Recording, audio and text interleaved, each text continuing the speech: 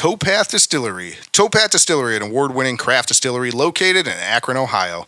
Towpath Distillery focuses on high-quality spirits carefully made in small batches. Towpath's lineup includes an ultra-smooth, award-winning premium vodka, a small batch silver rum made from the highest-grade molasses, an American craft gin made with 9 botanicals, and a blended straight bourbon made from corn and rye. Towpath Distillery, now available locally and in 46 states. Visit towpath-distillery.com to place your order online or find an OHLQ retailer near you. Towpath Distillery, handcrafted, award-winning, small batch, local, and family-owned.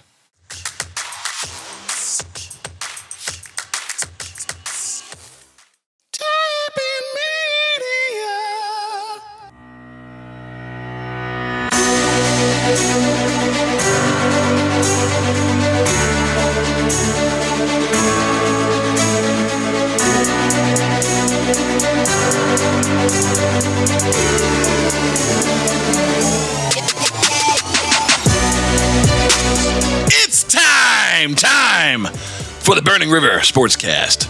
And might it just be Shedeur time? Preseason week 1 is in the books. Browns fans certainly got more than they bargained for as the kid we've been led to believe was 4th string, a mere 5th round draft pick, son of a circus built on nothing but hype and social media, showed up and showed out. The son of a Hall of Famer went to work and impressed time and again. Was it perfect? No. Is there still a lot of football to be played and a lot of unanswered questions? Yes. Can literally anything still happen? Yes. Were both sides playing with several guys who will never play a regular season NFL game? Yes. All those things are true, but what's also true is what was apparent to everyone with a pulse and with eyes on a TV, that this kid is better than advertised. He made the NFL look a little bit foolish for passing on him and made the Browns look foolish for continuously telling us all offseason that he was the least capable quarterback in the room, that Dylan Gabriel is further along, and that Kenny Pickett was more deserving of first-team reps. Shedeur picked up where he left off, 1st in college football in completion percentage, 2nd in touchdowns, 4th in passing yards, proving at the very least that he is capable and that he belongs on an NFL roster. Again, it was one preseason game. It's not time to anoint the guy, far from it. We're a long way off from understanding his ceiling, but what do you look for in the preseason? Guys to take advantage and capitalize on their opportunity, and at the very least, he did that and showed that he's absolutely the caliber of player that deserves to be on the field. And also, Browns Backers Chapter of the Year out at Mile High added a pick to their logo. We'll break all that down and more for you next on the Burning River Sportscast.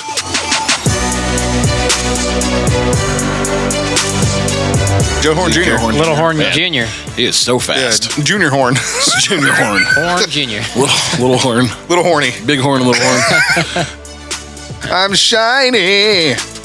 You were sexually attracted to him. I've watched Kenny Pickett play football, and he blows. Great. I don't even know how to use AI. It looked like he put on 15 pounds of muscle, all in the upper body. Him and Jim Shorts both. You're sexually attracted to the guy. I was. Let me tell you. But, Lion can't change his stripes, brah. I mean, yeah, something like that. Whoever's doing it insists that Shedeur's name is actually Cheddar. Like the cheese? Cheese. It feels like a pretty big miss, NFL. Cheese. I really need to find a bathroom soon because it's going to come out of both ends. It's an audio take that I didn't think we'd have tonight. Cheddar again? Come on, guys. Does Dion talk? Why does he sound like Gilbert Godfrey? He's really frustrated.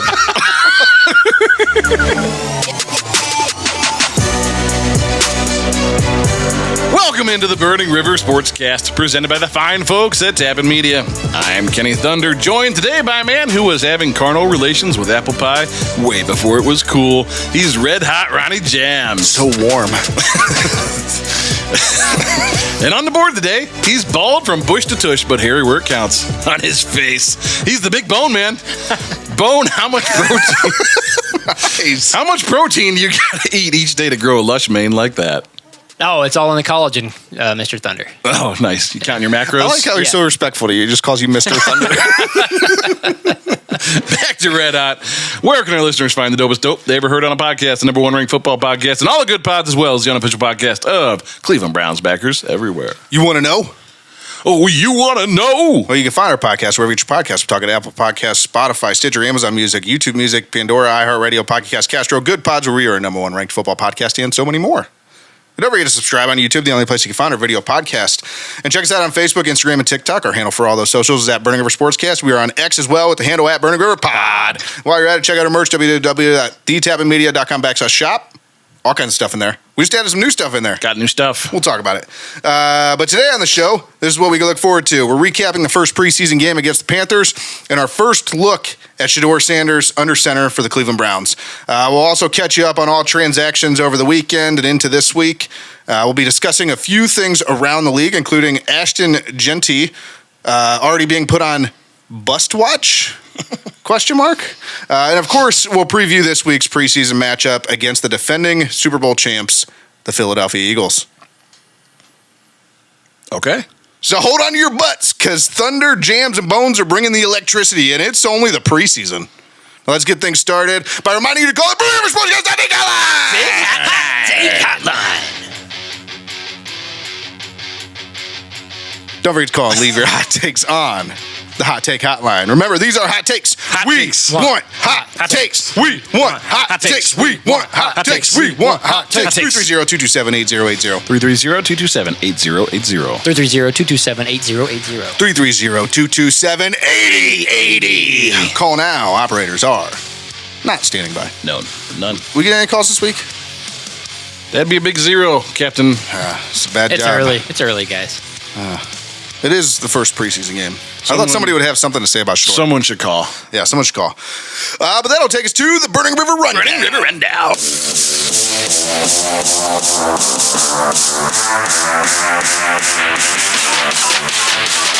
Summer's over. Yeah. We got a nice bass going right now. Just gonna get lighter and lighter. I'm like the saying from the Hulk, like, how do you get so clear? I'm always clear. Yeah, I was gonna say, are you gonna say you have a tan? Because you never have a tan. I'm always clear. Like, You're I'm always angry. White as they come. Anyways, before we get too far into the rundown this week, we do have a few announcements. Number one, the newest Browns Backer chapter to add us as the official podcast of their chapter, the Kent Browns Backers. That's right. That's why I'm wearing a hat. You got one, you know. But yeah, the Kent Browns Backers, we've done a number of things with those guys. I know we've been involved with their golf outing a couple years in a row. This year, one of our sponsors, Primetime Sports and Framing, was able to donate some stuff to give away for their raffle. So They run a good outing. yeah, good outing. Yeah. We appreciate those guys.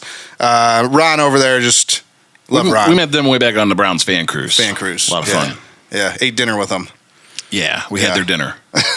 Yeah, but thanks a lot, Ron. We appreciate that. You guys will be receiving a Burning River Sportscast flag for each of your viewing locations. So, Nice. Next up here, John Hughes. Big John Hughes. Big John. This is kind of a big deal. He will be joining King of the North this season. So in case anyone doesn't know, King of the North is our yearly pick'em competition where at the end of the season, the loser gets punished. Kenny, how many times have you lost in a row? Every time. So that's 3. So John Hughes has nothing to worry about as far as being punished, but he will be punished if he comes in last. So maybe he's worse than you. I'm going to win this year. Bone, do you have anything to say about that? I've hoped to win this year So humble. because I don't want to lose. Nobody wants to lose. Nobody wants to lose. Speaking of which, we still have not done your punishment. That's still coming. Just anybody that follows the show, that's still coming. We haven't forgot about it, and we aren't going to let them off the hook. We're just trying to plan that out. It's a little bit more difficult than we thought. We might have to change the Logistics. Yeah. So there's some things in the works. Work. Just one work. Work. There's work. some, Work. there's, Work. Work. There's twerk, some things twerk, in the works, so twerk, we'll see. twerk, We'll see twerk. what Kenny's going to have to do here, but it's coming up soon. John also will be remaining our defensive correspondent this year. So Yes, we always appreciate John's insights since he played the game. Yep, and I mean, we all played the game, but he really played the game. yeah, he really played the game. So I'm actually going to save one of these announcements, but the last one for this section here is Brownstronaut will be joining the show this year on a regular basis. In case anyone doesn't know, Brownstronaut is a super fan for the Cleveland Browns. You can catch him at all home games. And he sent in a little promo video that we could show you guys, or if you're listening to the audio version, you could hear what he has to say. So let's do that now. Good afternoon, Brownstronaut. Greetings, humans, aliens, and Browns fans alike. Welcome to Season 4 of Burning River Sportscast. This year, I'm thrilled to join the team alongside Kenny, Ronnie, the Bone Man, Big John Hughes, Macho Fan, and of course, the best fans in the galaxy. See y'all soon. Peace. All right, and then obviously we'll be continuing our Browns backers interview series this season. That'll start week 1. Who do we have? I actually already have that one. Cincinnati. Booked. Yeah, so I should have looked at this beforehand. Give me a second. Yeah, I mean, we'll just do some talking while you look. East Side Browns backers week 1, because Cincinnati's we have that game at home, right? So sure. I don't know. Who knows? We should probably be more prepared for our own show. It's the East Side Browns backers that are out of Cleveland, so I know it has to be a home game. It's still preseason. Yeah, it is. Dawn's like, we're still getting reps, guys. Yeah. We're refining the details. Listen, it's still early. I'm just trying to make the squad this year. Little fine tuning. You guys, it's looking like I might be cut. Just trying to be on the active roster. They're going to cut me, replace me. Bone, you ready to be on the desk? Over here, no. Yeah.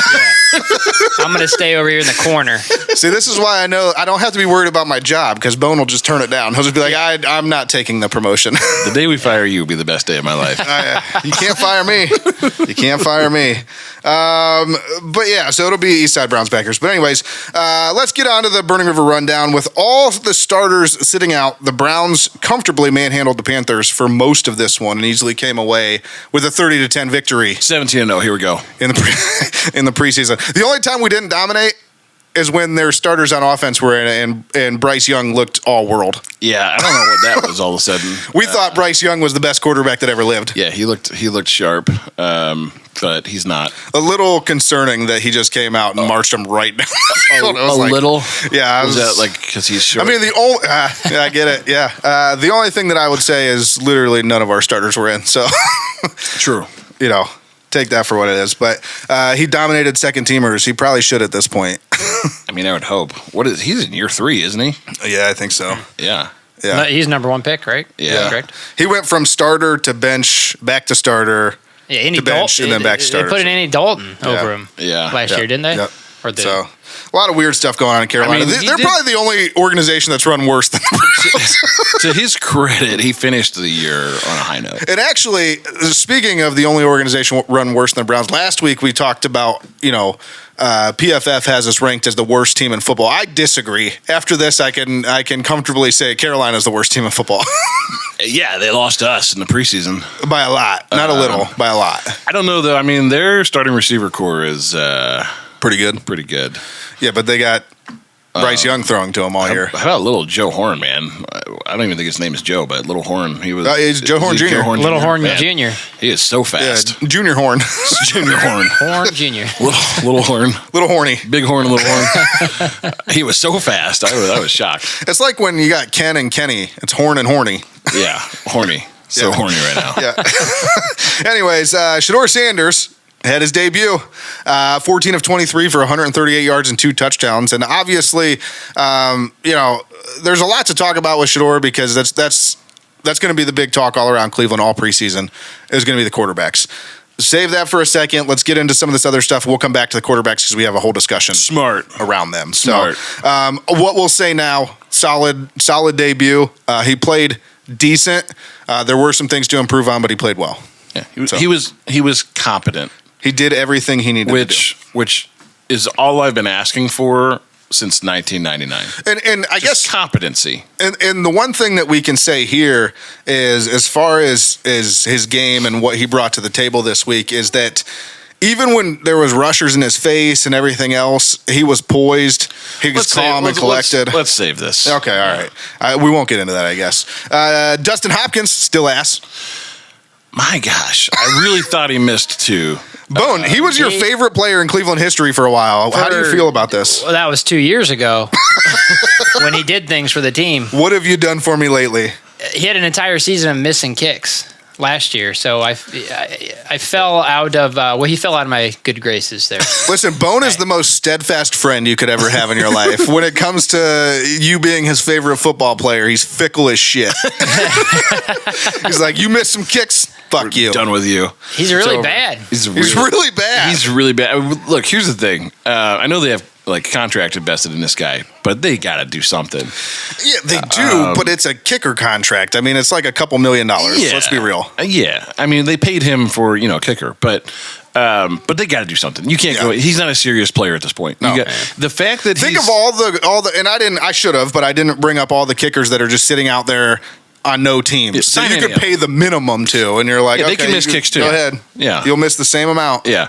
The fact that it was preseason week 1 and he picked up right where he left off is super concerning. Alarming. Super concerning. It's beyond concerning. That means kicking is very much like the game of golf, right? I mean, it's a lot about your mental toughness and your headspace and where you're at. And Justin Hopkins has none. And Dustin Hopkins is in the same headspace that he was when he was missing field goals 6 months ago, which is a very bad situation because that means he's been thinking about it all offseason and it's still bothering him to the point where he can't put it through the uprights now. What we're trying to tell you, Dustin Hopkins, is you're weak. Yeah, these leads are weak. You're weak. They got to do something to a kicker. I mean, you can't. That's not a serious. He's not a serious kicker anymore. You got to do something. No, I will still. He's a mess. I still maintain though that our shirt that we made that's still in our shop. That's Dustin is greater. Than Well, at Justin. least he's not a raper. Yeah, and he's still on an NFL team because he's not a raper. True. I'm so not a raper. All right, that's it. Yeah, we're gonna have to bleep out the R word for all socials. You can't say that on. It's a Step Brothers reference. Man. No, I mean I get you, but it's just. On the opposite end of the spectrum I'll here. play the Step Brothers quote. Yeah, there you go. On the opposite end of the spectrum here, Corey Bajorquez, mid-season form. Dude averaged 51 yards per punt on 5 punts, and he had 2 inside the 20, and his long was 62. He can still boom it. I like how the 2 of the 3 top stories out of the preseason week 1 are Hell yes, the kicker. specialists, the kickers on both sides. It's where you win the game. Never changes. Who had that in their Uno cards? Nobody. Most important. We're thing just coming out of- bringing the heat on the Burning River Most Sportscast. important story out of Browns preseason week 1: the kicker and the punter. To be fair, Shedeur was ahead of them. Next up, Mason Graham, our top pick from this year. Very quiet. He didn't play very much. He I was only gonna played say, I don't know how like much one snaps series he- or maybe 2 series, but he didn't really do anything. Yeah, So I don't know how many snaps he actually got. I think he had one stat. He had a tackle, I think. One tackle. But I mean, he also plays defensive line, so I mean, it's not like you lighted the stat sheet, anyways. I mean, if you have 4 tackles on a No, game, but so we big probably day. could have used it because he's known as like a good pass rusher from the inside. So we probably could have used some pressure on Bryce Young when he was torching us all the way down. True. Yeah, I mean, because what was that drive? Like a 92-yard drive? It was that he long. led? Yeah. It wasn't. We looked bad. Yeah, we did. I mean, again, most of them were second stringers. Mason Graham's out there for a series or 2 because he's a rookie. We know he's going to start, but I mean, we could have used some pressure on Bryce Young. So yeah, pressure would have been good. McMillan, I can't pronounce his first name. receiver.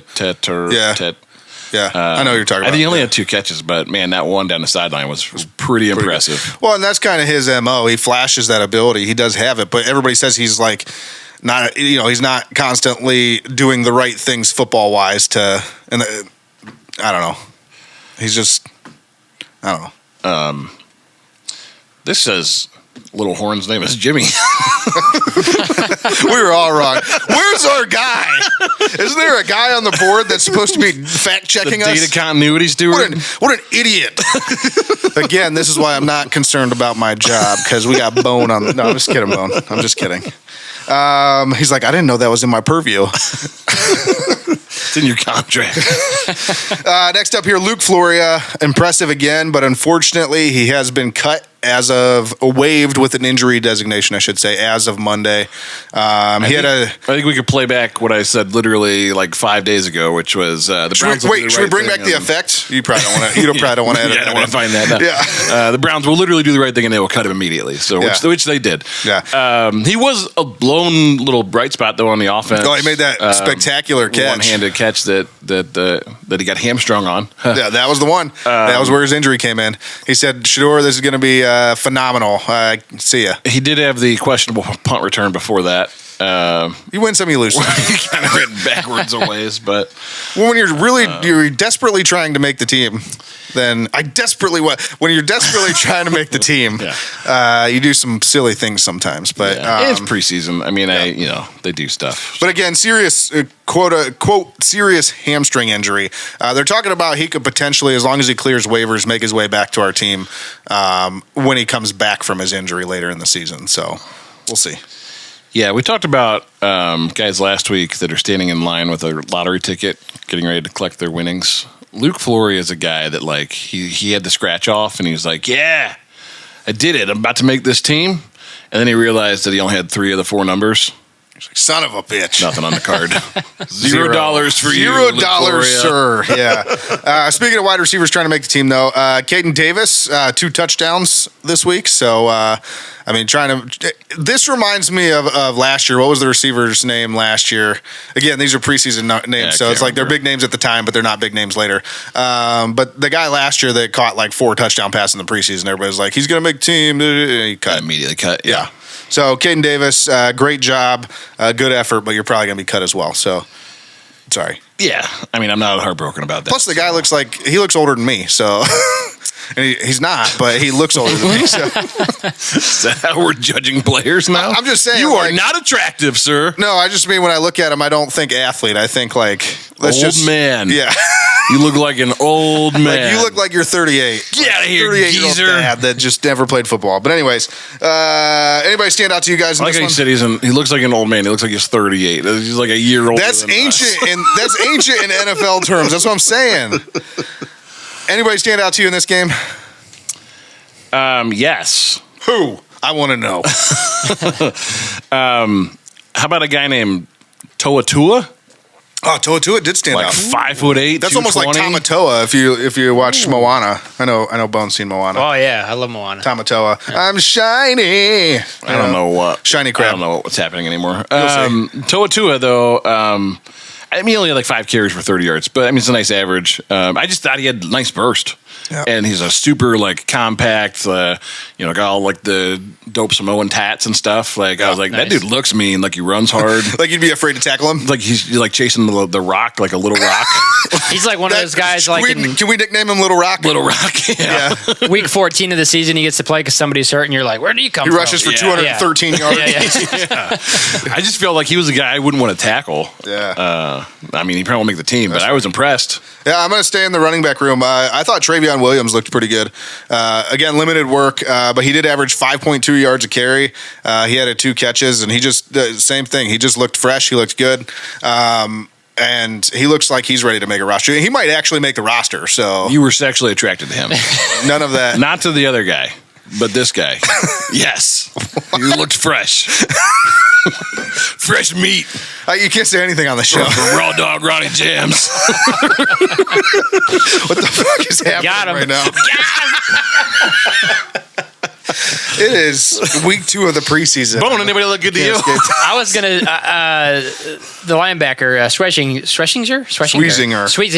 Yeah. I can't say his name either. Yeah, he's got a lot of players on the team I can't pronounce now. I didn't really like watch him every play, but he's always around the football. He looked fast. And then I looked him up a little bit, and they said he was on PFF, if that means anything in a preseason game. He's the 2nd highest rated rookie. Offense or defense. I don't put a lot of stock in PFF. So I don't know. Overall, but does that mean anything?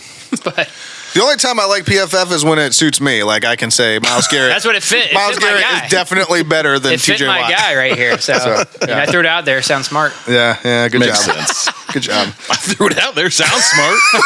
That's Bones MO. PFF.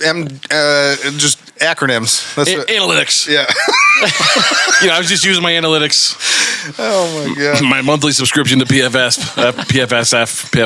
Yeah, so many acronyms, so many analytics. So many analytics. Acronyms is actually what analytics means. Yeah. That's analytics is just acronyms. Yeah. I mean, ABC, BBC, BBL, BBQ.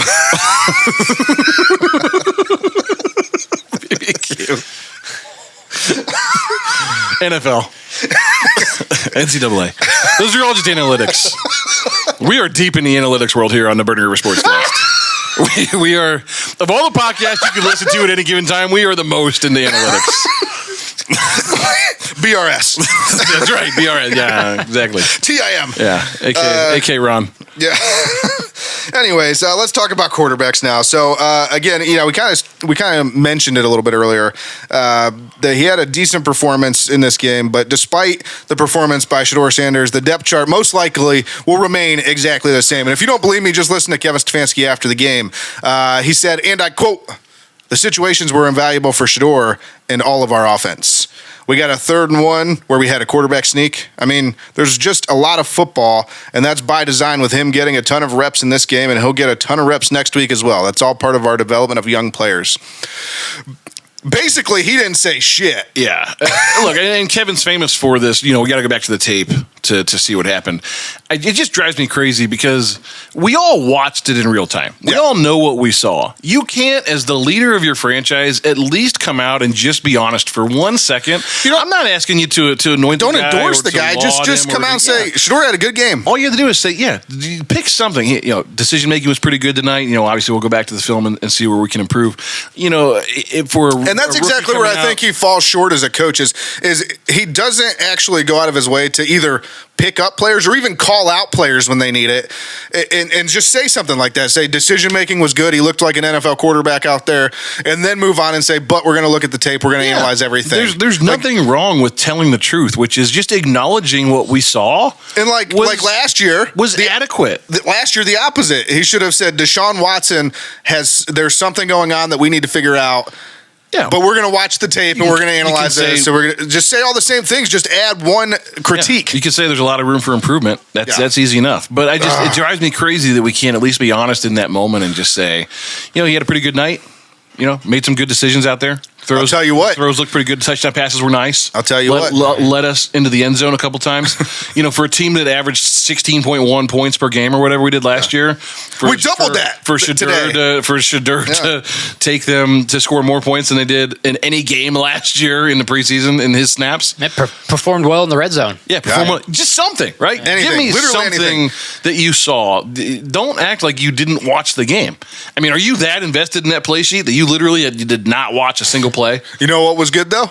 The quarterback sneak, apparently. His beard. I will say this. On point. Best beard in the game. Not only that, it looked like he put on 15 pounds of muscle, all in the upper body.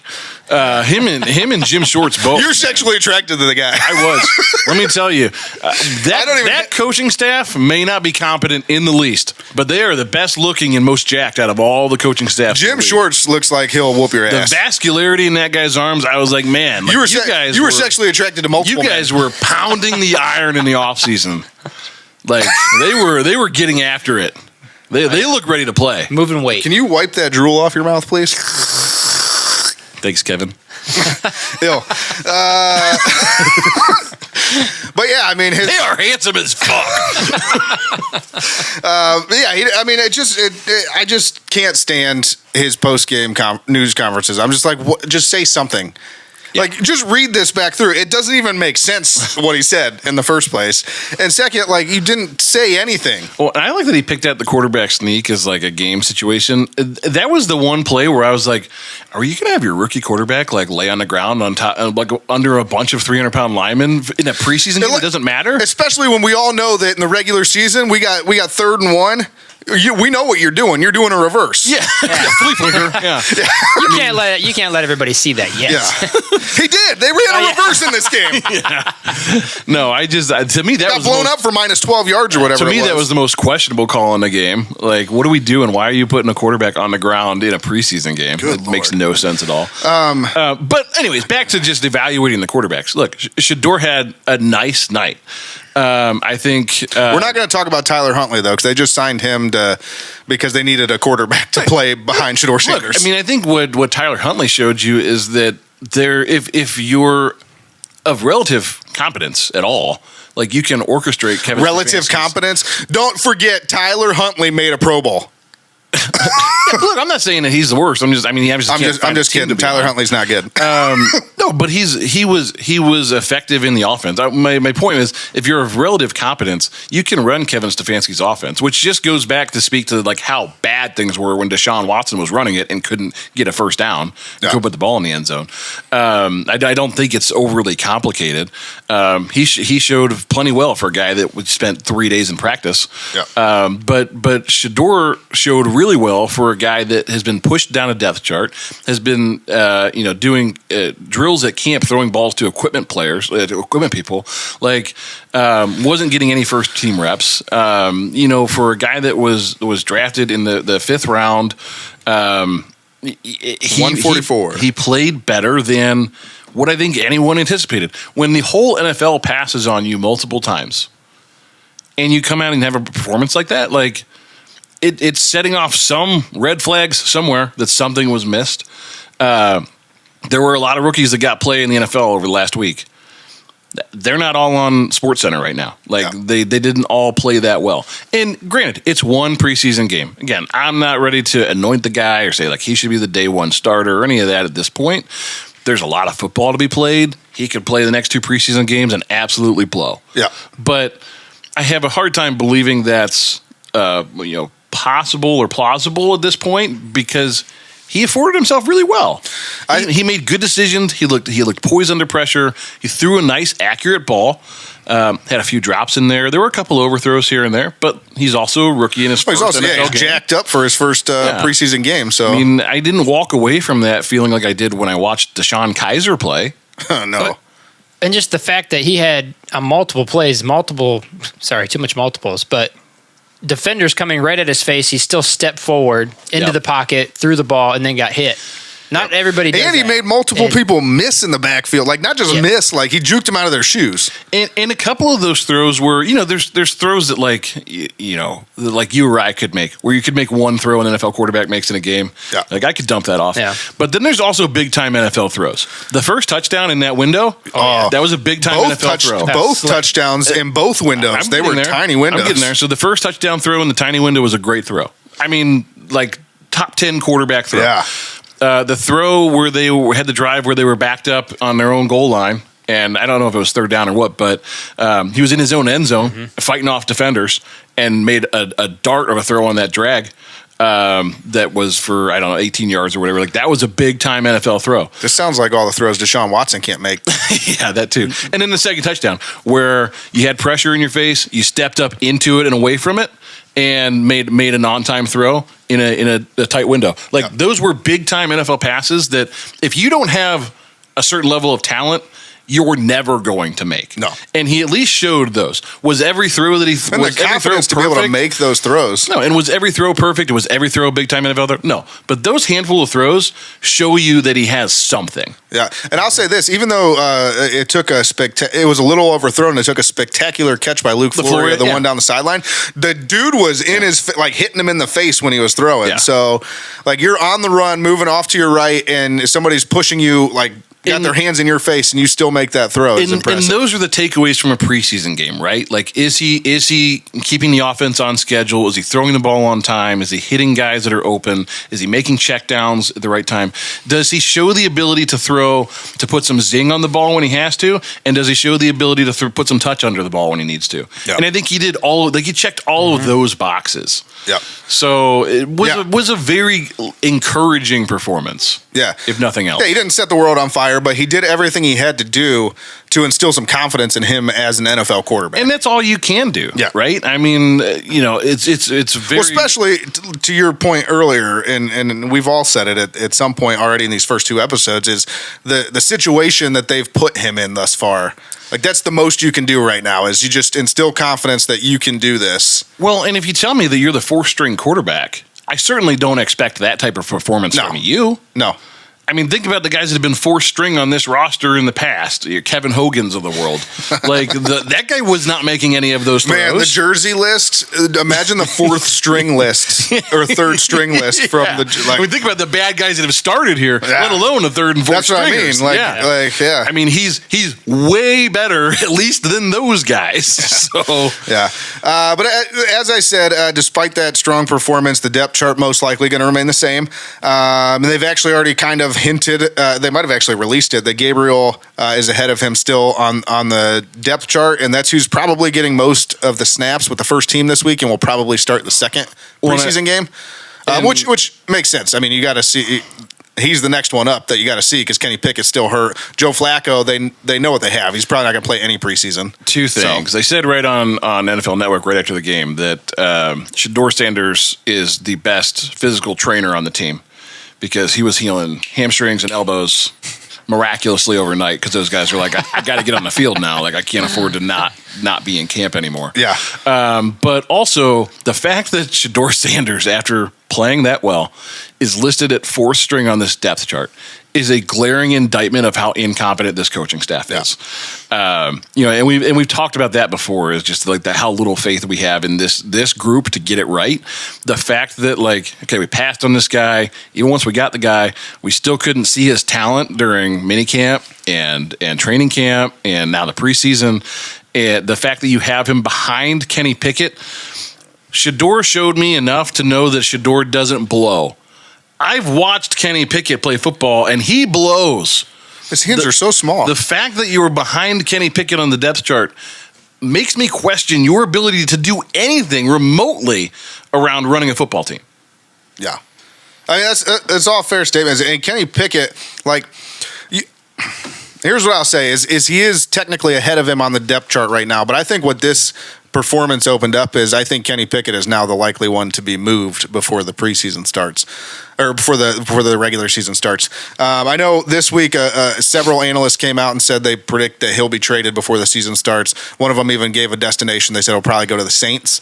I still don't think you're getting a draft pick for him. You have 4 quarterbacks. Or you have 6 quarterbacks on the roster right now. You're not getting draft capital for any of those guys. Yeah, the NFL knows you have to. I'm not saying he's technically he's going to get traded. I'm just saying regardless. I think I would agree with that assessment that Kenny Pickett is now the odd man out. Before the season starts, I would not be surprised if they should have never been an odd man in. Well, I agree. I don't know why we would ever give up draft capital for Kenny Pickett, but no, here we are. No, and he's not even playing. So.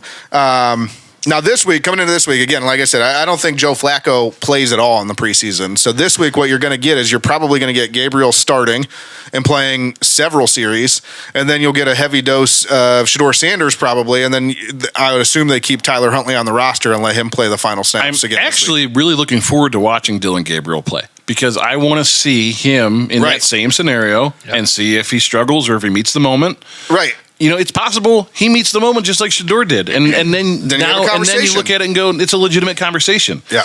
But if he comes out and squanders the opportunity and looks miserable, like this starts to become really easy to understand going forward. Even if you say, Shedeur's not going to start the season, fine. Let's roll into week 1 with Joe Flacco, see where things go. Great. But Shedeur could at least be the backup then at that point. And if you need to keep Kenny Pickett around as a third stringer, great. But my guess is.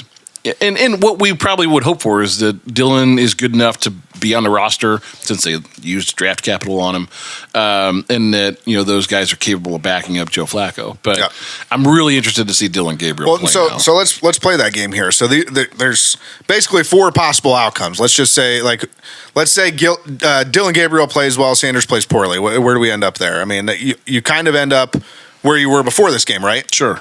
And you still say, okay, well then maybe Dylan Gabriel's the guy. Okay. What if Sanders plays well and Gabriel plays poorly again? Do you officially move him up the depth chart?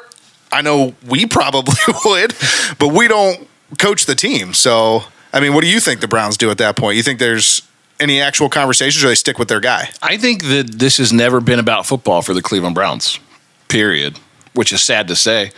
I think they'll continue to try to bury Shedeur no matter what because I don't think he was Andrew Berry or Kevin Stefanski's first pick.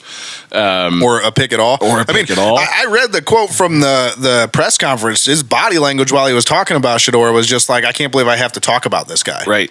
It's like, this is the last thing I want to do is talk about Shedeur Sanders. Yeah. And to be fair, he probably knows what's coming, right? He knows that the way he played. Prepare yourself better. He knows that the way he played is going to make everyone question as an NFL head coach, prepare yourself better and compose yourself and don't come out there and look like an idiot. True. But yeah, so there's two scenarios. There's also they both play poorly, in which case you're still right where we're at now. Is okay. Well, then Shedeur probably has the lead. Or they both play really well. That's kind of the scenario I'm hoping for, to be honest with you, is because then we get into the, they both at least warrant a draft pick. Like right now, I'm like, why did we pick two quarterbacks? I would like to see Gabriel play well, if nothing else, just to give me some level of confidence back in this coaching staff to think like these guys aren't complete buffoons. Yeah. Because if this guy goes out there and blows like Kenny Pickett. Then I'm like, what? Like, seriously, what are you doing here? I hope Kenny Pickett. This has become so political and not about football that it's glaringly obvious to all of us now. I hope to God Kenny Pickett gets healthy before the last preseason game and goes out there against like four stringers and throws 3 picks and throws like the like clown one where like is trying to get the ball and just like throws it straight up in the air. Like I hope that happens. I do, because I'm just done with Kenny Pickett. I don't want him here. He does have nice hair, I guess, but but he's got small hands. He wears 2 gloves because he has small hands. He's so bad. Why do we still have him on the team? All I know is all off season long, I heard Dylan Gabriel is further ahead. He's better on the whiteboard. He's better at processing information. They love his compact. I just find it hard to believe. Like, I better see all of those things on Saturday at 1:00, or like, what are we doing here? Yeah. Because it's a scary thought to think like we're invested in this game and we're fans and we spend our hard-earned money buying these guys' jerseys and tickets to games and our time capital in watching them, if their interest really isn't in putting the best product on the field. And I think at that point too, you also start like this is where you really start questioning analytics. Like, okay, if in the classroom, here we go, analytics talk, ABC, BBC, CBS. If in the classroom, like when they're sitting there going over film and everything, like sure, Dylan Gabriel might process information faster in the classroom, but if out on the field, Shedeur is playing head and shoulders better than Dylan Gabriel, then why isn't he the guy playing? Because clearly, and I don't care what the analytics guys say. You played football. Bone, you played football. I played football. There is something to be said about guys that just get it on the field. Sure. Because so much more of playing is instinctual. Instincts, yeah. And do you have the instincts to make the play or not? And I mean, Bone's probably the best example. This guy had like 175 tackles our senior year. And he's like the smallest guy on the team. And he's our middle linebacker just going out there, and he just was always in the right place at the right time. All right, he's not Dylan Gabriel. He's not that small. Yeah, you're right. He's at least like 6 foot. He was grown enough. I mean, he was 6 foot. He was I'm just saying. Like you're trashing Bones. I wasn't. I said he was great. I said he had like 175 tackles. When you where did they have you in college in the rotation? Were you still playing linebacker? Or were you? Yeah, I was playing inside linebacker. He was big enough to play linebacker in college. Third, fourth string. Make him sound like D3, baby. Make him sound like he was a miniature. Bo, you know what? How much were you? I was scout team running back. Basically. How much were you on the program? Like, how much they have you weighing on the program our senior year? I think 190. Oh, okay. That's not terrible. Yeah, I mean, that's for a high school kid. Yeah. Sure. Okay. He's not miniature. Yeah. Anyway, enough about our high school. I was probably 175 by the end of the year. You didn't do yourself any favors there, Bo. What were we even talking about? Oh, instincts and analytics. Yeah, on some level, like you have to be able to play. Look, I've been watching football for a long time. I process information quickly. That doesn't make me a good NFL player. Right. Like, I know a lot of football. I could scheme and write on a whiteboard a whole lot of plays. And I could tell you who needs to go where and what they need to cover and whose job it is. That doesn't mean I can play. I don't have the instincts or the body to play at that level. Right. Like, that's way more important than my ability to draw on a whiteboard. Right. Yeah. I just don't understand this emphasis on he processes information so fast. Well, it ain't doing shit for him, because if you hear anything coming out of camp, he's completing like 48% of his passes. All right, it's a little higher than that, but it's low. And I think also too, there's an athleticism and a physicality component to this. I'm interested. Plus, he's left-handed. Get out of here. I'm interested to see Dylan Gabriel when live rounds start firing, and you have to step up in the pocket and take hits from guys that are way bigger than you. Like, what kind of durability do you have? What kind of resilience do you have to get up off the field after you've been laid out for the 15th time behind the backup offensive lineman? Yeah. Is he going to have the same composure as Shedeur? I was so impressed with him stepping up in the pocket. I just don't see it happening. He's shifting right, shifting left, just those small movements just to give yourself. Even when they made a big deal about the running back who picked up that guy coming up the middle. I think it was on the touchdown pass, but he stepped right, let his running back do his thing, and then hit his receiver. Yeah. It's like, well, that's stuff you can't teach. Like, it just right. And that's the instinct level, right? And that's that was what was so impressive to me was he was moving in the pocket, but his feet always looked calm. Yes. They were quiet. Yes. Which is, to your point, like, you can't teach that. You can try. That is, you can get a little bit better at it, but some guys just have that. That is, are you an athlete or not? Yeah. And that at least he is. I think it's funny that Shedeur gets a lot of flack for like not being mobile enough. And I know he took a lot of sacks in college. Sacks. Somebody sacks. S-A-C-K. Analytics. He took a lot of sacks, but I think his offensive line wasn't great. It was like the worst in college football. And like, so, statistically, it was legitimately the worst in college football. PFF. Statistically Statistics. the worst. So much analytics here on the Burning River Sportscast. BRS. TIM. So, but like, to me, watching him, he has plenty of athleticism to escape the pocket, to make defenders miss in the backfield. And if he has to take off and run with it, he can. It's not like he's slow. No. Like, they act like this guy is Joe Flacco. Right. Like, Joe Flacco, I have no faith to run around and get in here. I like Joe Flacco, but like, he's a stationary pocket passer. Yeah. Shedeur has athleticism. He's not Lamar Jackson. That's fair. But he's not unathletic. Yeah. So I guess with the Browns quarterbacks, so just where we're at right now, this is before preseason week 2. Kenny, what's the depth chart at the end of training camp, including who might not be on the team? What do I want the depth chart to be? Not what do you want it to be. What is it going to be? Your prediction. Joe Flacco, Kenny Pickett, Dylan Gabriel, Shedeur Sanders. Oh. It's just staying the same. We're keeping everyone. Yeah. I'm going to go... the Browns are just dumb enough to have 4 quarterbacks on their active roster during week 1. I'm going to go Flacco, Gabriel, Sanders. I think Pickett will be gone. Bone? Yeah, Flacco. I don't know. I think Shedeur is going to move up. I'm hoping. I feel like there's just going to be enough. You put a lot of faith in this coaching staff. He should. Puts a lot of faith in this coaching staff. I don't, but I feel like it's going to have to happen. Like, okay. So what do you got? You got to make a prediction right now. I don't know why, Flacco, but I'm just telling you have to. Shedeur, Gabriel, Pickett gone. Pickett gone. Okay. Gabriel down at the bottom, even though he's our top draft pick. Let's play And I don't know. a new game. What do you want the depth chart to be on week 1? What do I want the depth chart to be? Especially in light of our conversations last week about, like, what does Joe Flacco actually get you as an organization moving forward? As of right this moment, we haven't seen Gabriel play. Like I said, I hope he comes out and plays well, just for the Browns' sake, if nothing else. But at this moment, I want it to be Sanders, Flacco, Gabriel, Pickett gone. Bone? I kind of want Joe to start the season and just ease Shedeur in throughout the season at some point. I don't know when that's going to be. I just have never seen a Browns quarterback make it through a season, so it's going to happen. Bone's like, I know at least 2 guys are going to play. Yeah, so I would like to see Flacco, Shedeur. I think there's a lot. I mean, I know quarterbacks come in and light it up. Jaden Daniels did it last year, or whatever, 2 years ago. I forget, but players do it. But I like the waiting. I like to let the rookies wait and keep practicing, keep learning from the veterans. It was last year. This is our fact checker, by the way. Yeah. Well, I don't have Google open. Great. I don't even know how to use AI. Analytics. AI. Kenny, who do you want it to be? I'm going to go Shedeur, Gabriel, Flacco. You want Flacco to be like the last guy? You're like, you guys battle this out throughout the season, and Flacco, you come get in them out there. Let's see what they got. Purely based on the fact that like I have 2 rookies on this roster that I need to know what I'm doing with them going into next year.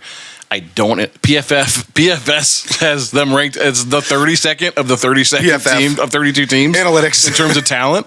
So I don't anticipate this team winning the Super Bowl this year. So if we're not winning the Super Bowl this year, if we don't win the Super Bowl this year, I have to think about the future. And what I know in the future is I have 2 first-round draft picks next year. So I have to figure out, am I taking a quarterback with one or both of those draft picks? And are either of these guys worthy of being my week 1 starter next year? So as much as I love Joe Flacco, and I do think he probably wins a couple more games than those guys do, I need to know what I have in those guys. So either Shedeur starts the season and is lights out and he's great, and you go, hey, this is our guy. Dylan Gabriel's still a project, but he's there if we need him. And Joe Flacco is break glass in case of emergency. We have a competent quarterback on the roster, great, that can mentor these young guys, perfect. And you get a combination of either Shedeur being good all season or Shedeur falls off, and then I get to see Dylan Gabriel for half the season. I have to make a decision on these quarterbacks this year. I just don't have the time to do it next year and beyond because I have 2 first-round picks next year, and if I'm going to draft Arch Manning, which is a whole other conversation, or whoever else, I need to know. And to your point, we have 2, so really no draft position is out of reach no matter where we finish because we got 2 first-round picks. Sure. And they're both probably going to be high. And if I need... They're both probably going to be... It's us and the Jaguars. It's both going to be high. And if I do need to use those picks to leverage to get Arch Manning at pick 1, it does me no good to win more games this year. True. So if Shedeur and Dylan are both bad, best case scenario is we win 4 games and I'm already picking top 5 versus if Joe Flacco comes in and plays 8 games and he wins 4 and loses 4 and hurts his elbow, and then I see Shedeur. I'll tell you what though, here's my big hang up on this whole Arch Manning thing. I got to get this out there. Arch Manning, and everybody talking about tanking for Arch Manning. We're going to get Arch Manning. Look, if I love the idea of having him, we've talked about this. Sure. Love the idea of having the next generation of good Manning, stock, on our team. If you're telling me that that's the plan, that's the overall plan, and you took 2 quarterbacks in this draft, what the fuck is wrong with you? Like seriously? Yeah. Why not build? How do you have a job in the NFL in the front office? Why not use those picks to build for Arch Manning next year? Yeah, it's wild. Yeah. Great question. All right, so that's enough quarterback talk. Real quick. Okay. Breaking news. More quarterback talk. Adam Schefter, breaking news during our recording of the show. Monday. The Browns post-preseason depth chart at quarterback has been released. Any guesses? I'm going to go Flacco, Pickett, Gabriel, Sanders, yes. Huntley. I second that. Yeah. Yes, 2 guys who didn't play are still above Shedeur Sanders on the depth chart post preseason game 1. Yeah. 3 guys technically. They deserve it. Yeah, Joe we knew was going to be ahead. They deserve it. Yeah. It's just in case you were under the illusion that this is somehow a competition. You're wrong. It's not. Yeah. Is there any part of anyone that does think it might be cool if the son of a Hall of Famer became our starting quarterback and was good? Every celebrity on the face of the planet thinks that would be cool. I've noticed. They're all touching on it. I don't know. I think it might be might be cool. It might be a cool story. Right. Well, again, talk about making the Browns.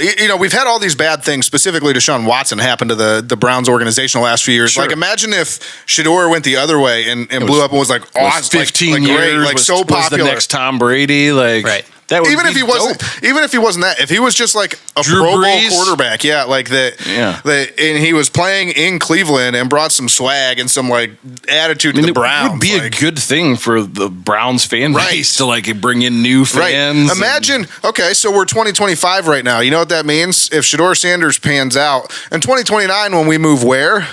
To the Dome. Shedeur Sanders is going into a second contract, and he's the face of the franchise. I don't know. And I'm not saying you should make a quarterback decision based on that. I'm just thinking out loud. I kind of think it would instead of just shutting the door without even thinking about it, you should. Everyone gets turned off by the hype train and Prime and the whole Deion, everything that comes with it. I kind of think it would be neat. Well, here's the deal. It's been good so far. Yeah. It hasn't been this circus that everybody predicted that it was going to be. And I said this even back when Baker was here. And I was a Baker critic. You're a Baker hater. You're still a Baker hater. But Baker Mayfield I actually didn't mind him. I thought it was great when he talked trash and everything else. When he was dong flopping on the sidelines? Yeah, it was great. Until he kept doing it when he was playing poorly, and then it's like that's when it gets kind of annoying. But Lion can't change his stripes, bro. I mean, yeah, something like that.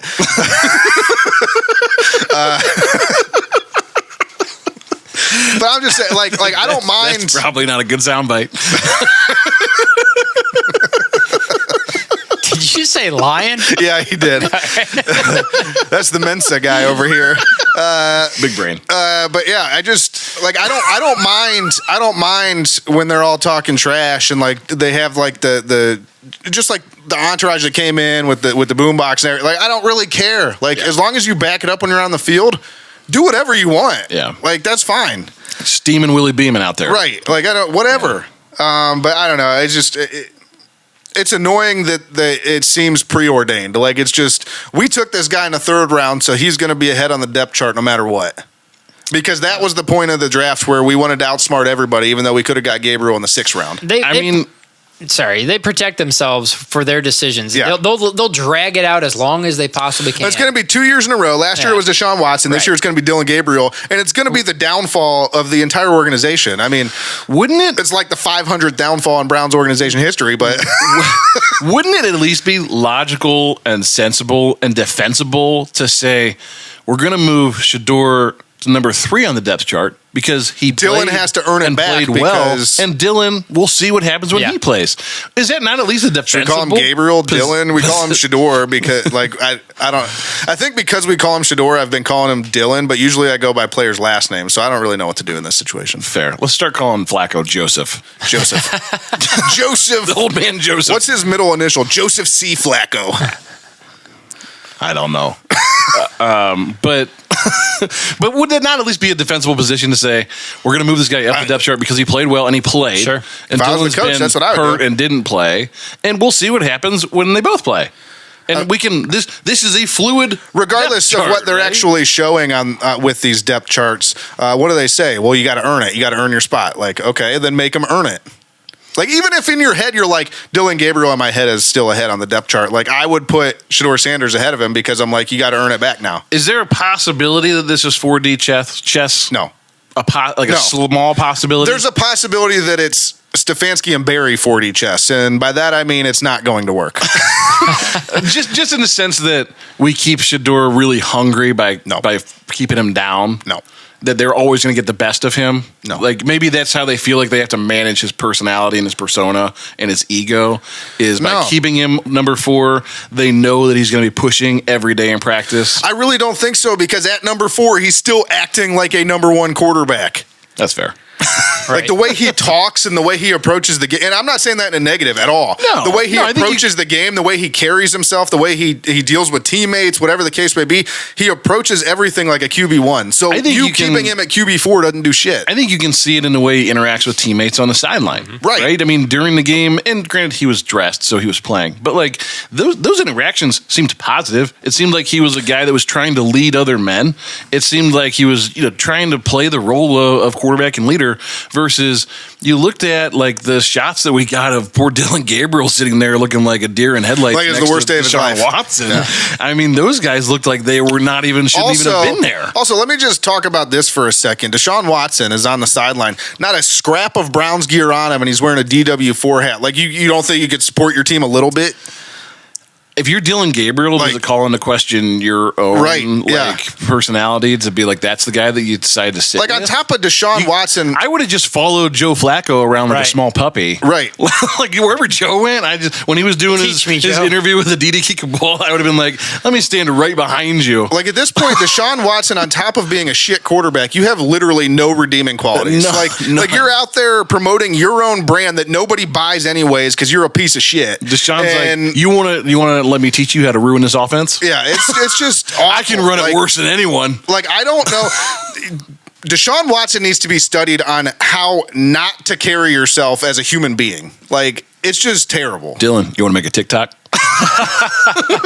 Yeah.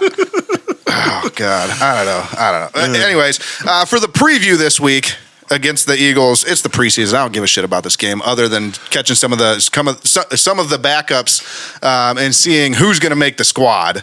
So, I mean, with that being said, we're not going to get in depth with this. Yeah, no, look, here's the thing. The quarterbacks are still a huge that's probably the biggest story. Viewing point. Yeah.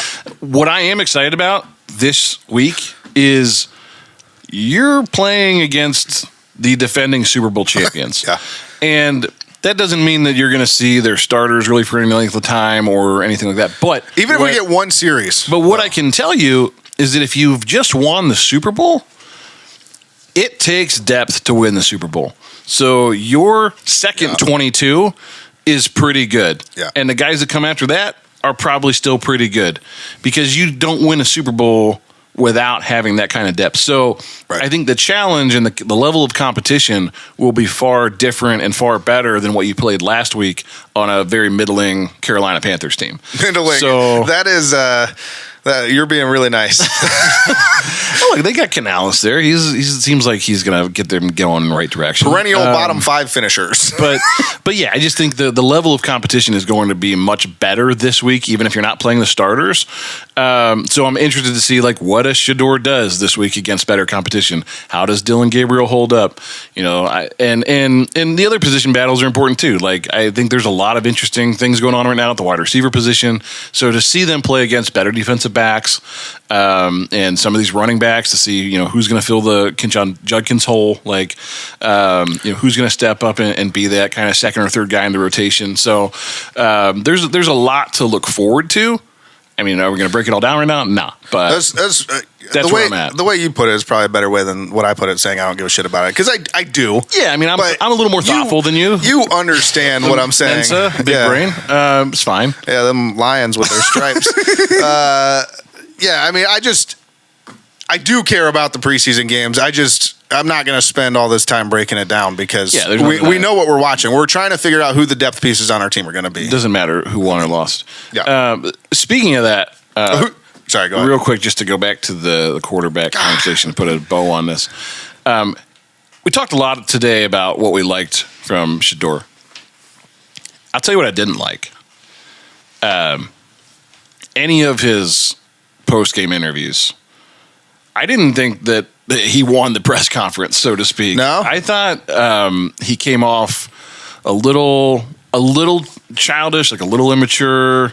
It's kind of his MO. That's just not like the leader and the player that I watched play the game. It seemed like a disconnect to me. I think he was trying to play the role of I want to be humble. I'll give myself a C+. Like he knows what he's supposed to say. I just didn't like for a guy that grew up in the spotlight. It seems disingenuous. For a guy is that the right? I don't know if that's right. For a guy that's been surrounded by handlers and people telling him how to act in front of the media his whole life, I didn't think he was exceedingly good at it. I think he just has a big personality, and so to your point, I think he is coached on what to say. I don't think that's in his nature to say those things. I just thought he was going to be better at it because I was like, this guy's been in front of a camera since he was 1 years old. I just think it's like he just has he has such a big personality that it's hard for him to force himself to say those things that he's supposed to say. Well, yeah, because I think he was probably feeling himself, which is fine, right? Like he had a good night, but he knows. He's not allowed to say that. He knows he has to rein it in and say, hey, I got a lot to improve on. So I think he was trying to balance that. And to me, it seemed very disingenuous. Yeah. The one, I was right. I had the right word. The one disingenuous comment that he made that I thought was actually legitimate, like it was him, was when he said, "Sorry, Pops, I didn't do everything I was supposed to do." Fair. I think that was like he was being serious. Like he knows what the expectations of like Dion are of him, and what Dion probably knows he can do versus what he actually did. I think that's an interesting dynamic that gets overlooked in this whole conversation. When Dylan Gabriel goes home, that's time off and away from football. That's time to unplug. When Shedeur goes home, there's more football. When Shedeur goes home, you know that there's a tape of your last game, and Dion's going, legitimately, hey, son, what are you doing here? Yeah, your entire life is football. Like, you don't really unplug. Yeah, I do think that's interesting. But anyway, We talked a lot about the good. To me, it does seem like he has steps to take. Well, and again, this goes back to we're not anointing the guy yet. We're not saying he's the guy yet. We're just saying it was promising. When you're the leader of the franchise, when you're expected to talk on behalf of the team and to do all those, I mean, the whole gamesmanship. I will say this: what I can confidently say at this point is, I don't think he was a. What was it, 5th round or 6th rounder? I think he probably should have been taken before that.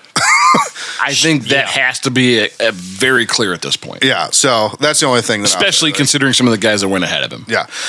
Anyways, Gabriel. Real quick, back to the Eagles this week. Kenny, player to watch. I mean, I just gave you my spiel in this game. All right, Dylan Gabriel is your player to watch.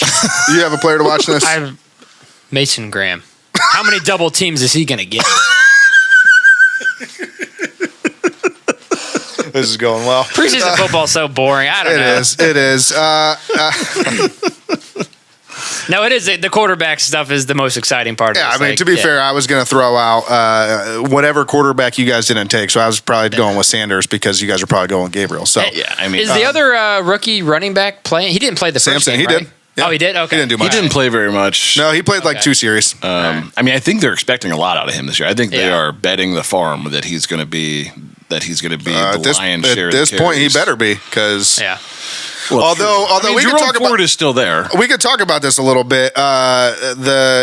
For Judkins, the trial got delayed until after the season. So most people around the league think that the deal for Judkins will be done before the season starts, and he will probably in the next week or so that they'll get his deal done, whatever that means. I don't know what the contract will look like. And that he'll play his plug and play immediately. I feel like when he's back. Well, and they say that he's going to play his rookie season because that's the only thing the Browns can do. If they don't play him and they don't sign him, they relinquish their rights to him. So if this thing, and I'm not saying that it is going to blow over. But if it were to blow over, they lose their rights to Judkins. So even if he did get suspended, it would be next season. Next season. Okay. Most likely is what's going to happen. I mean, unless the NFL finishes their investigation, which we all know how slow that stuff always goes. But if they finish their investigation this year and they start their suspension this year, but it probably won't happen that way because they're going to want to know what kind of legal repercussions he's going to face before they hand down a suspension. I don't know what's going to happen, but I've also read conflicting reports that they could wait until the entire season's over because they lose his rights completely. Then, well, but it's the Browns, man. Deshaun Watson's on our team. They're going to sign him. If it ends up that he gets convicted of something, or I mean, do you just cut bait with that anyways? Well, from a business standpoint, they're still going to cut him if he were to be convicted of something. Yeah, again, I don't know what's going to happen. I'm just saying I've seen reports on both of those things that the right to a speedy trial piece was potentially going to lead then to delays even further with the contract or him not playing at all this season. So we'll see. I'm sure we'll have a resolution to that in the next week and a half. So we'll know before the season. Yeah, that's for sure. Whether they're going to sign or not. Real quick, let's take a trip around the NFL. Don't really have our picture up, so we won't do a sounder. We will. We won't. Who knows? I'll put a sounder in. All right. All right, so first up, Cam Little hits a 70-yarder. Is this the NFL record? You better start calling him Cam Big. Good. Big leg. Big leg. Good joke. Cam Big Leg. It's the best we got. No, we didn't say we had good writers. Look, I mean, that's a huge number. I think it goes beyond most of our comprehension. Thinking about did we ever think we would see a 70-yarder kicked? Bro, if you went back to 1960 and told them one day somebody's going to kick a 70-yard field goal, they'd have been like, what the? Now, at least in the last few years, we've seen plenty of 65-yarders. So, True. But it does just seem it's just what? I mean, agreed. It's a huge number. In 20 years, will there be a guy kicking 80? Gotta be. Are we just gonna keep kicking it for as people get bigger and faster and stronger? Gotta be. Will we reach that point where you can 100-yard field you're in field goal range anywhere on the field? I can't wait for that day. That'd be phenomenal to see. It's arena football. You got a 2-point lead late in the game, and they kick a 94-yarder to win it. Like, that would be insane. 2-minute drive is dead. Just absolute insanity. We just kick back and forth for. No, but I asked the question: Is this the NFL record? That's the question. No, it's not. No. It's the preseason. I will say that I do think Cam Little will kick a 70-yarder this year, and that will be the new record. I feel like if you kick a 70-yarder in the preseason all season long, especially because it's Jacksonville in their ass, like every chance they get for a 70-yarder, they're like, we're getting this guy the record. Yeah. Because at least we have something in the NFL. And it wasn't like he just made it. I mean, that ball. Oh, no, he was good from 76. That ball was. To your point, are we going to see somebody make an 80? That one was good from 76. So. I mean, that was an impressive boot. So, but no, I don't think that it is the. I mean, despite the fact that it happened and we all watched it, I don't think it counts. I agree. There's no pressure in the preseason. So, I mean, there's kind of is, but he's the starting kicker in Jacksonville this year no matter what. So, like, there's no pressure. Yeah. Very impressive, though. Yeah. Another story here. Ashton Genty had a underwhelming debut. He rushed 4 times for -1 yard, I think it was. Three times. 3 times for -1 yard. And there's some people out there legitimately speculating that he's currently on, I quote, bust alert. Guys, thoughts on this? I had to throw this in because I just find it I find it so laughable and absurd that a guy that gets 3 carries is on any level considered a bust. He had 3 in the preseason. He had 3 carries. Three opportunities. And that's not even taking into consideration the fact that the Raiders blow. And their offensive line's not good, and they don't really have a quarterback. I guess they have Geno this year, but they even missed assignments in all 3 of those plays. I mean, he was being tackled in the backfield, and it's like the expectation of these guys. People are like, Barry Sanders never got tackled for negative yards. I'm like, Barry Sanders for his career probably had 1,000 yards of negative plays. Sure. Like he just had 13,000 better ones. That's a thing that happens if there's penetration on the play. You can't always get away. The running back can't control that. Three carries. I mean, call me when this guy has 300 and see were they all for negative yards, then I guess he's a bust. But it's just so Is that absurd. what it takes to be a bust? Yeah, if you get 300 carries and they're all backwards, that's the only way you're a bust, though? Good. Yeah. Oh, dang. I mean, it's a low. That's what happened to Peyton Hillis. Trent Richardson. Yeah. And Trent Richardson is still my favorite thing to talk about because he is considered by many experts as the worst. That's your favorite thing to talk about? Well, I just think it's so crazy that he went from his rookie year, he broke the Browns rushing record, the Browns rookie rushing record, to the very next year, after the next year was over, we got rid of him, and he was considered the worst running back of all time. Yeah. And I mean, I don't necessarily disagree. That guy in the backfield danced so much, he could not make a decision to save his life.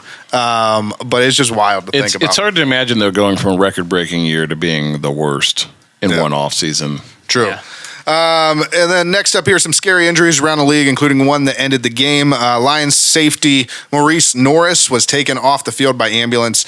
He was injured on the first play of the fourth quarter, ran from his safety position, came up to tackle the running back. It was Nathan Carter, rookie out of Michigan State. Head snapped back hard. And I mean, it was just, if you've seen the video, and don't go look it up, that's not what I'm saying, but it's out there of him convulsing on the field for over a minute, and it's just scary to see.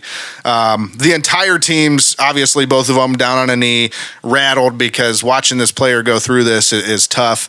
But the end of the game, it wasn't going to at first, though. The NFL wanted them to keep playing. Dan Campbell actually came out today and said, they asked him about it. He said, look, I didn't want to talk about this today, but I'll just read the quote. So Raheem and I agreed, that's Raheem Morris, coach of the Falcons. Raheem and I agreed that was what we were going to do. We talked to Sean Hockley, and Sean Hockley let us know, hey, the game's still on. And we communicated with each other. We told Sean we'll be taking knees until the end of the game.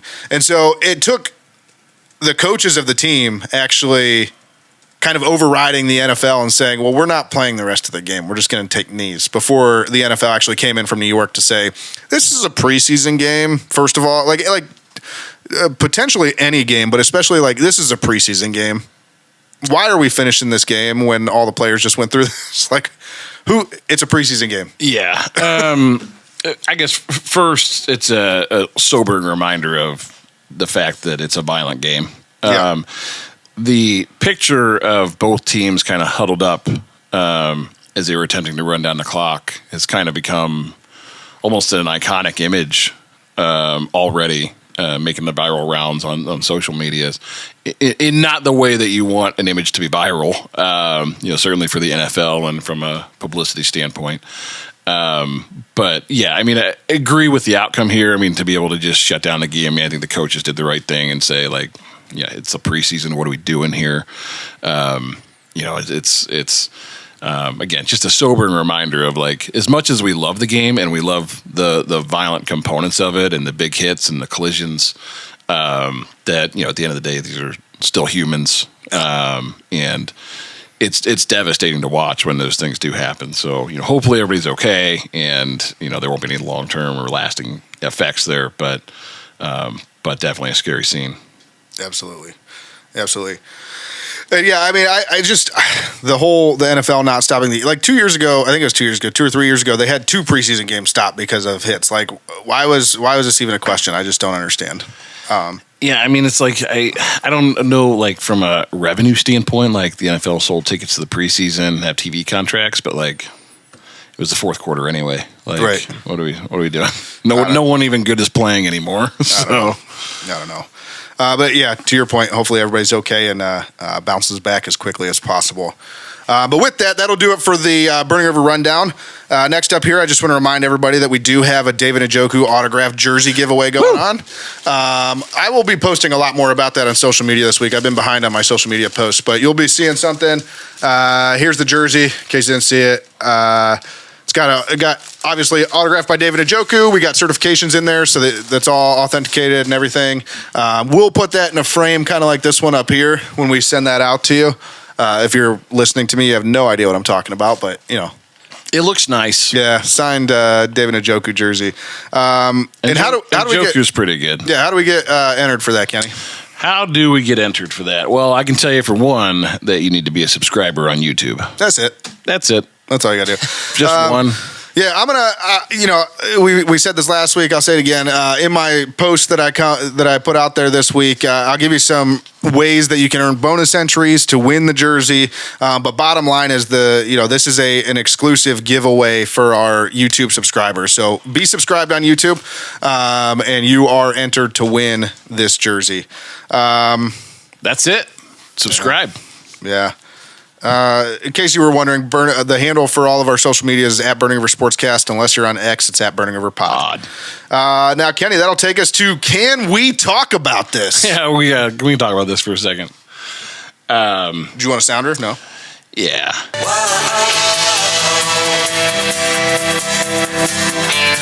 So, can we talk about this? I got something to talk about. I want to talk about it.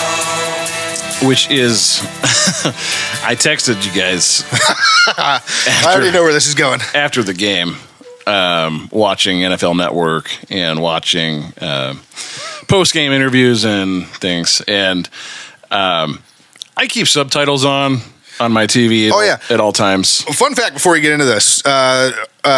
Research thing just came out that like most millennials use subtitles, and it like blew everyone's mind. And I'm like, I use subtitles. I don't really use subtitles. I do too. You use subtitles. Everybody uses subtitles. I love it. I don't really know why I started doing it. I started doing it because the cinematography on shows is so good now. So like, when you get like a real dramatic moment, sometimes it gets really quiet or whatever, and you can't hear shit. Well, and that's true. And that's, I think, where it started for me.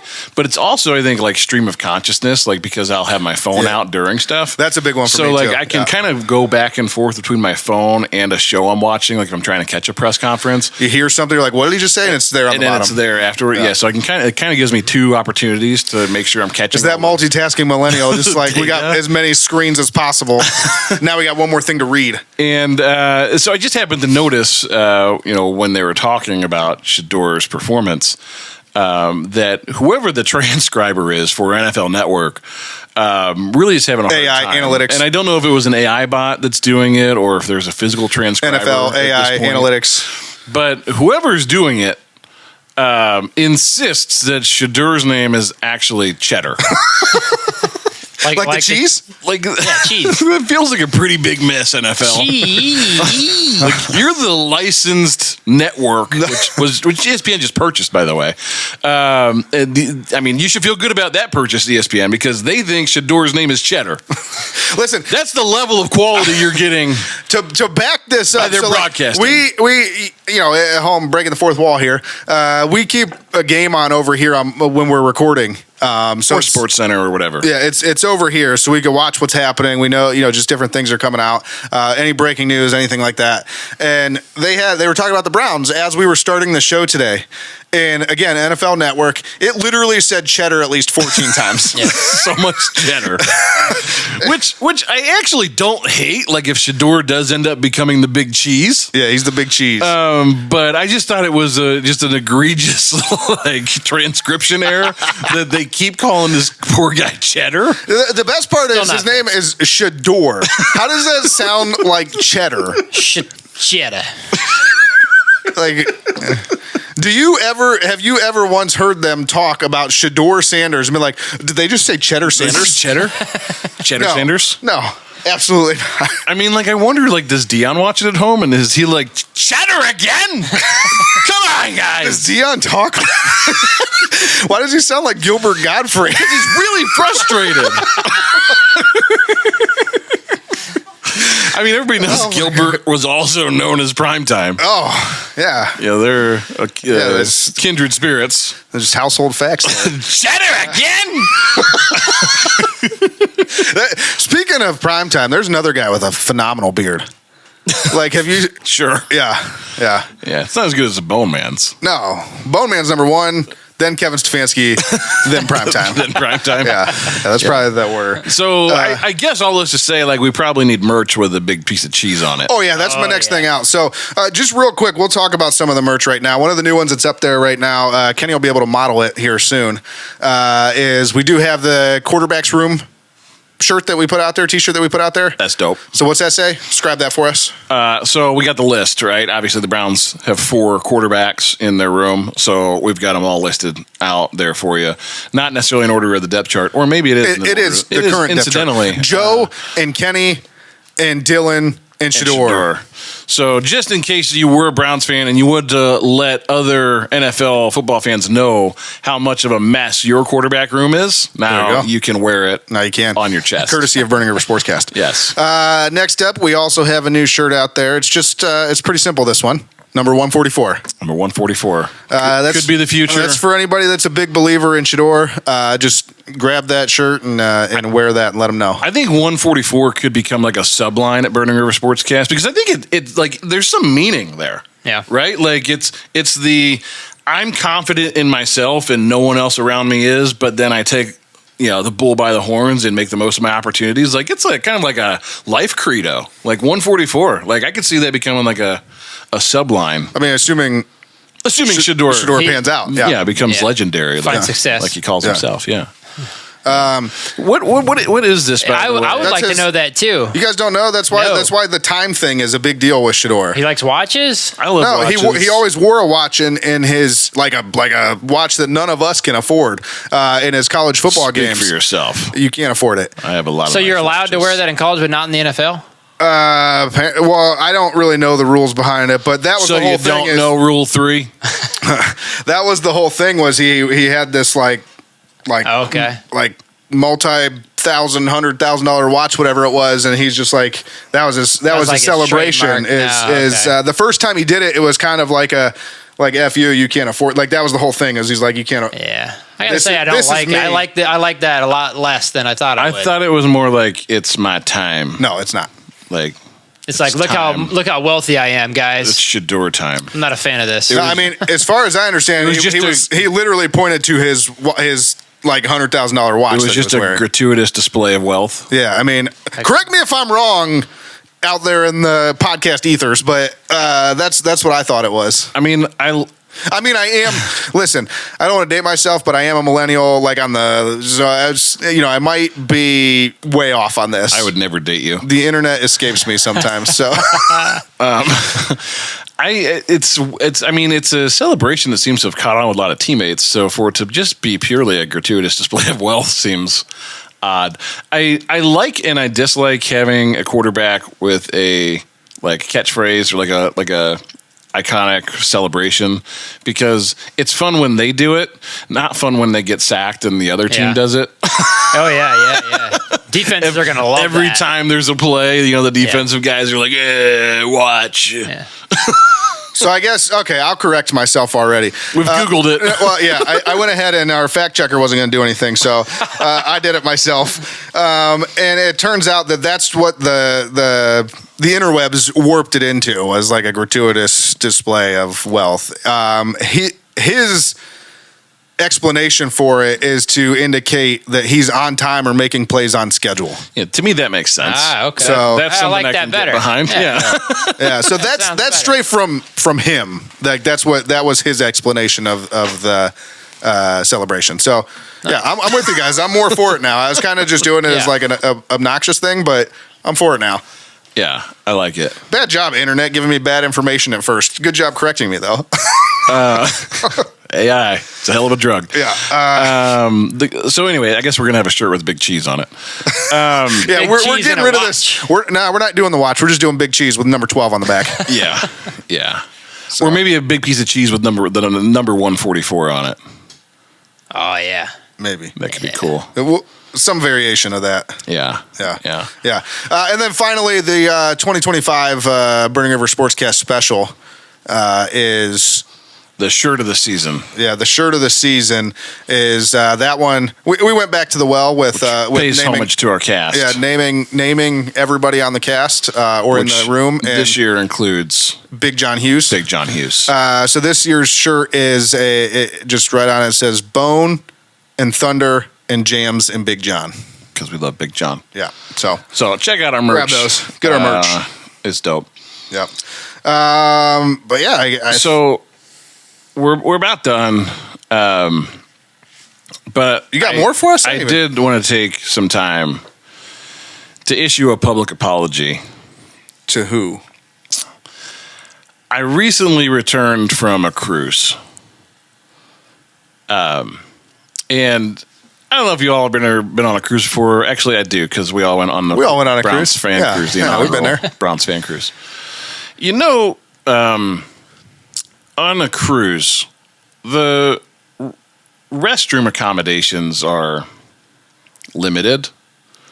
Yeah. Like in your room. He was back to back with John Hughes. Yeah, really all over the ship, Yeah, right? we peed in the same bathroom. Especially to do a number 2. It's not like the greatest. Did you smoke someone out, bro? Experience. This isn't good. Right? I mean, the stalls are kind of oddly shaped. They're very small. The toilets The arsonist. are small, especially in your room. It's very cramped yeah. spaces. Ugh. So, Yeah. on a cruise ship, I often am looking for Big man approved a bathrooms. big man approved bathroom. Yeah, just something with like a regular sized stall, just to go do my business. Just to further the point, big man approved bathrooms on a cruise are like They're smaller than normal size in real life. and they're really at a premium because there's not like a plethora of public restrooms. I mean, there's a few like here and there, by Off the pool, theater. by the That's where you theater, go. by the restaurant. Yeah. But even those are often, occupied by folks like me looking for a nice Other big men needing big men approved potties. a nice restroom. So the first night of the cruise, I'm walking out trying to find, I'm still getting to know the ship. I'm trying to find myself a big man approved bathroom. And I'm like in the middle of the ship, pretty far from my room. And I already have to do a number 2. But it hits me at that point that I really have to do a number 1. And so I'm contemplating, do I go back to my room and just suck it up and just go to the bathroom in the tiny cramped space? Or I really need to find a bathroom soon because it's going to come out of both ends. It's an audio take that I didn't think we'd have tonight. And I finally find near the kids club a restroom that Those poor kids. is a brilliant find. It's late at night, and the kids club is just getting ready to let out. And I find this great bathroom. So that's the time you choose. that has, not like a normal stall. It's a one stall toilet, and then there's 2 urinals. And the stall itself is a separate room, top to bottom with concrete, stone. There's no holes in the door. The only real window to the outside world is right above the door jam. There's about a half inch, just to let some air in. But otherwise, like completely secluded, which is great. This is really descriptive. Is there a point to this story? There is a point to the story. So I'm like, jackpot, and I'm at the end of my rope. Like, I really gotta pee. These are the things adult men get excited for. There was a point in this search that I was like, I'm going to just have to like hide in a corner and like pull my pant leg out and just kind of like pee in the floor because I wasn't gonna make it. So I really have to go by the time I find this bathroom. I find this jackpot bathroom, and I get in, and like it's coming. Like, it's coming down the pike. Like, I really gotta go. There's a scene in a Jim Carrey movie, Me, Myself, and Irene, where he makes love to, I want to say Reese Witherspoon or someone all night long. Yeah. And he gets up and he kind of just peeing all over. Renee Zellweger, yeah. That's the one. Are you familiar with the scene? Yeah. Oh, yeah. And it just goes sideways. He's grabbing the shower curtain like to try to block it, deflect it back into the toilet. Yeah.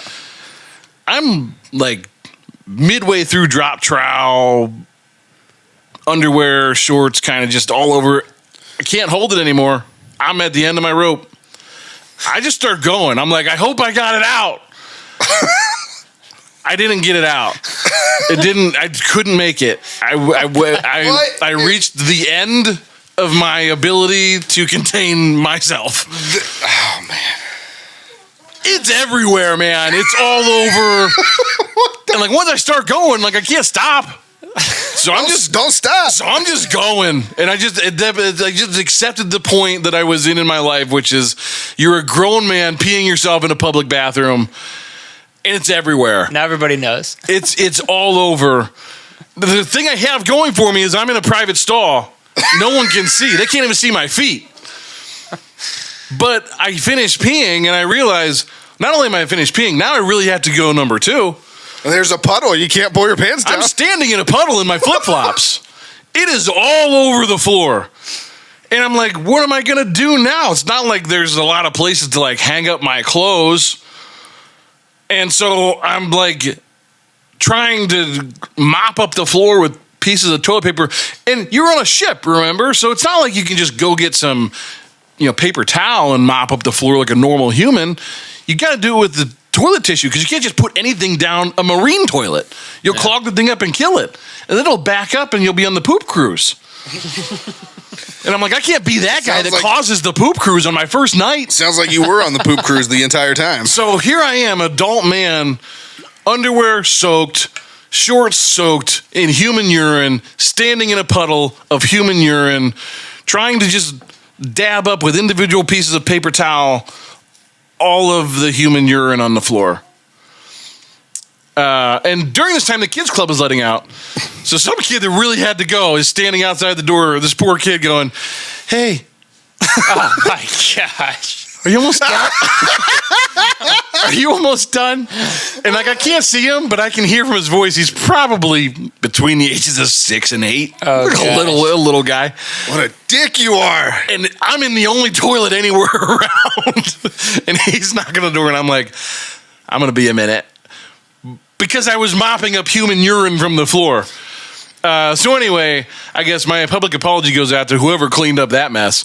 And the child. It was totally accidental. I didn't mean to, but I did make a mess. And I did a poor job cleaning it up. Apologize to that child. And to the child. And so then I finished my business. I go number 2. And it was a big number 2. Thanks for that.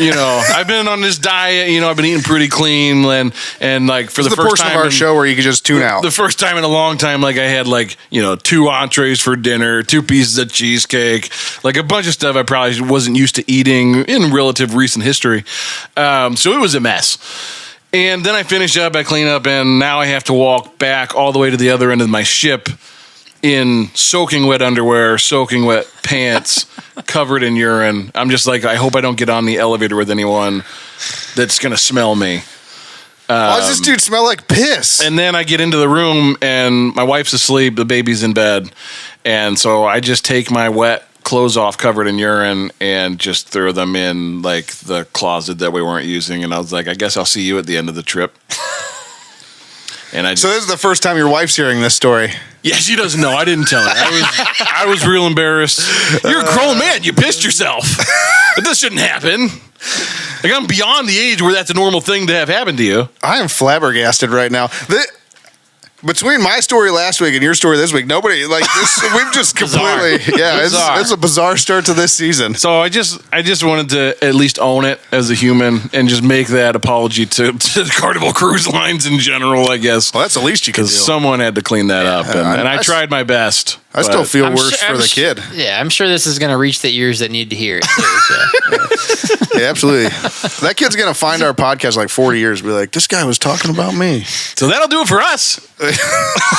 Yeah, Kenny, what can we expect next week? We'll be back here to talk about how the preseason is progressing, recap the week's game and the final preseason game preview, discussing any roster cuts, Browns news, all the good stuff, and hopefully no one pees their pants. If you ever do that again, you're off the show. Don't forget to check us out on social media. Tappin Media is on Facebook, Twitter, and Instagram at The Tappin Media. And Burning River Sportscast, that's this podcast is on Facebook, Instagram, TikTok, and YouTube at Burning River Sportscast and on X at Burning River Pod. You can find our podcast wherever you get your podcasts. I'm talking Apple Podcasts, Spotify, YouTube Music, Amazon Music, Stitcher, Pandora, iHeartRadio, Pocket Cast, Castro, Good Pods. We're our #1 ranked football podcast, and so many more. Good job today, boys. Yeah. Up until that urine story, everything was going really well. We really did it to him. You really took us off the tracks. My favorite part is the kid knocking, Mister, how long are you going to be? I'm going to be a while. Oh, man. Bone, thoughts? Time for me to sign off. Bon appetit. Bon appetit. Is that a new sign off this year? I like bon appetit. Is he a robot? Good night, fellas. Don't pee on the floor and don't be a part of the problem. Be the whole damn problem. And only you can prevent river fires. Burning River Sportscast. Burning River. Burning River. It's probably burning when you were peeing. It was burning before I was peeing. Yeah. That's how you knew you were in trouble. Yeah. I was really in a bad way. It's a rough day. Yeah. That's not great. That's a terrible feeling. It was really bad. He's a big kid, has to pee, so he goes in the potty. I went in my panties. P-A-N-T-I-E-S. P-A-N-T-I-E-S. P-A-N-T-I-E-S. He went in his panties. Good night, Cleveland. Good night, Akron. Quiet on set. I now have 2 loves in my life. Big city living and a voodoo woman named Phyllis. I didn't think we'd be getting into Brad Pitt's ass. I can't even say it. I didn't think we'd be getting into Brad Pitt's ass. Yeah, didn't think we'd get in there. We talk a lot of analingus on this show.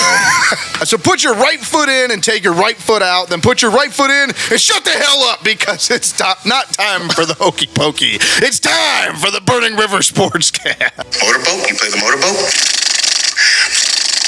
You motorboat son of a bitch. You old sailor, you. You know what I was thinking during that interview? What? What were you thinking? Nothing, because you don't have thoughts because you're a brainless idiot?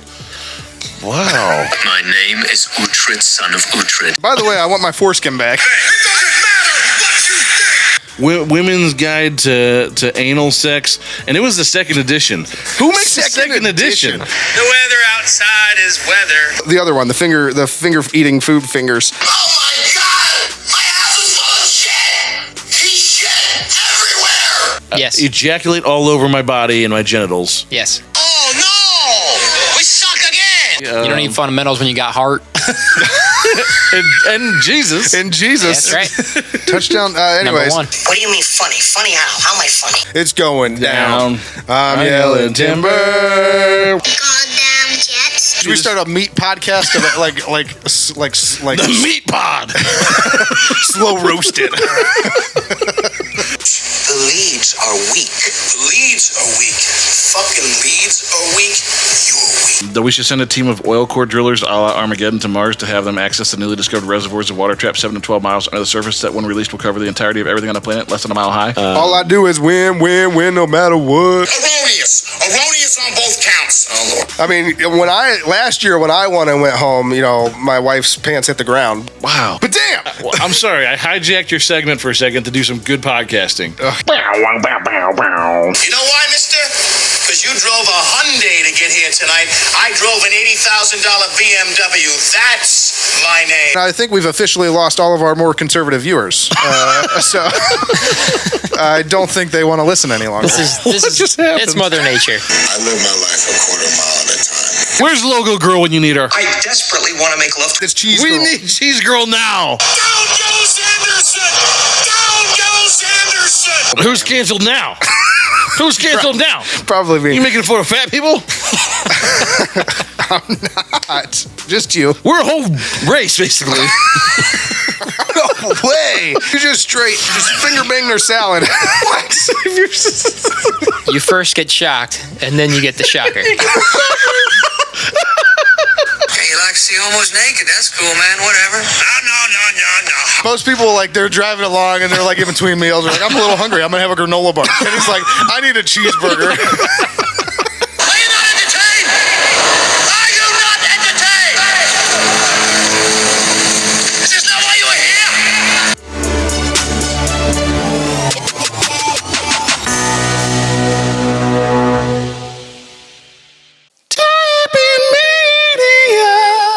Today's episode was brought to you by Towpath Bourbon. Towpath Bourbon, made from corn, barley, and just the right amount of rye. This blended straight bourbon whiskey is designed for the real bourbon lover. Intense notes of maple, cinnamon, vanilla, and oats hit you up front. Rich and intense, yet balanced all the way through with a strong and lingering finish. Great by itself, on the rocks, or in a Manhattan. Available locally in Northeast Ohio and online in 46 states. Visit towpath-distillery.com